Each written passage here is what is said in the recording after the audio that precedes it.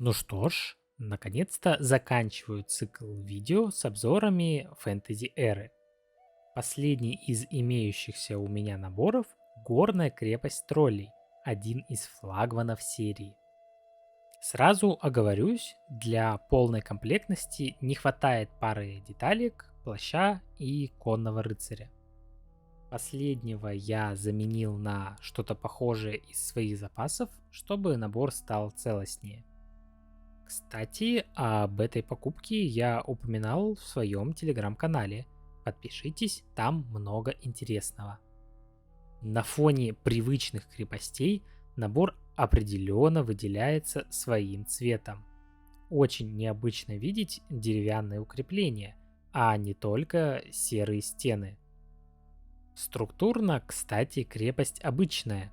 Да, форма не ровного прямоугольника, а трапеции, но стандартные элементы на месте.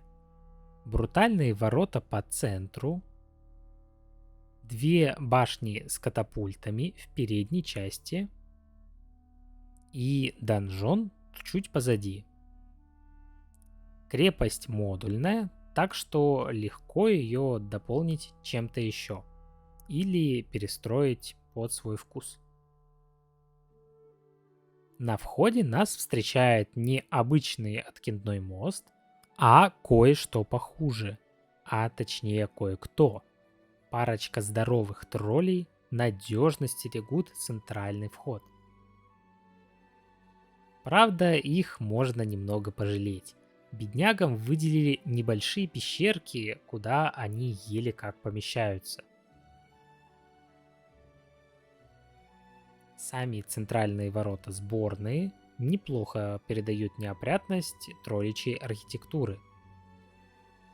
А еще по всей крепости полно шипов, в том числе и здесь. Башни, хоть и имеют сомнительную прочность ввиду полых пещер под ними, выглядят устрашающе.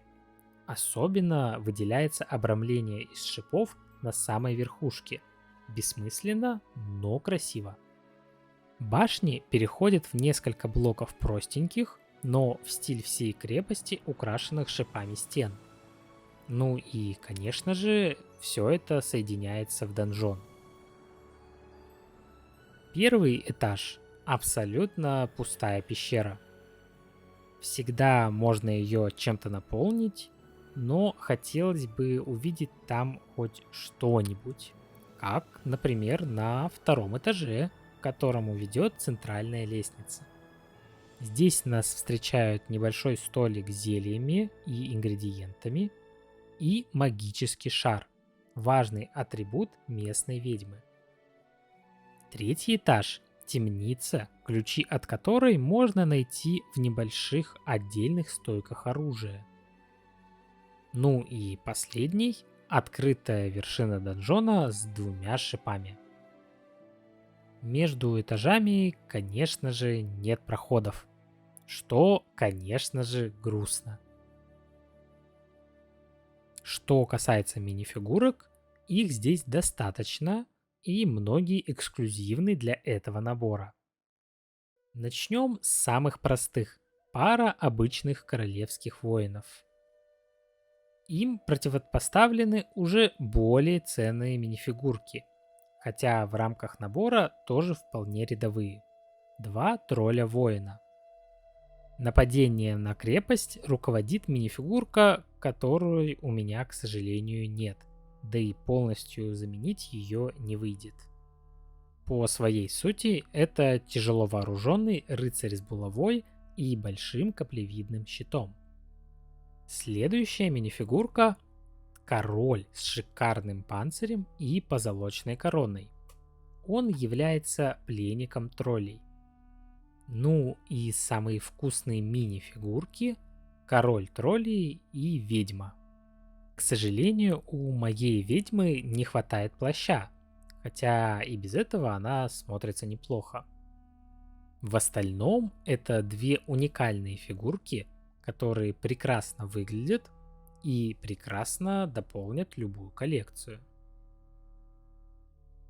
Помимо мини-фигурок, Есть еще и две Big Figi троллей. Отличаются они от встречающихся в других наборах наличием татуировок и символикой фракции. По итогу получаем набор с простой, в общем-то, даже для своего времени постройкой, с приятным и узнаваемым декором и без интересных функций. Работающие катапульты и открывающиеся ворота сложно считать за таковые.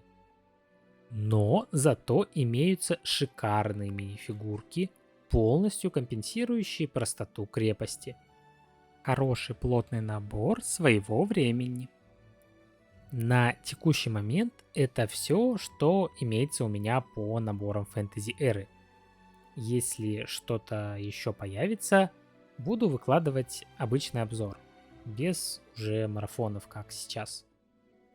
А на данный момент спасибо всем за просмотр, подпишитесь на канал, поставьте лайк и пока и удачи!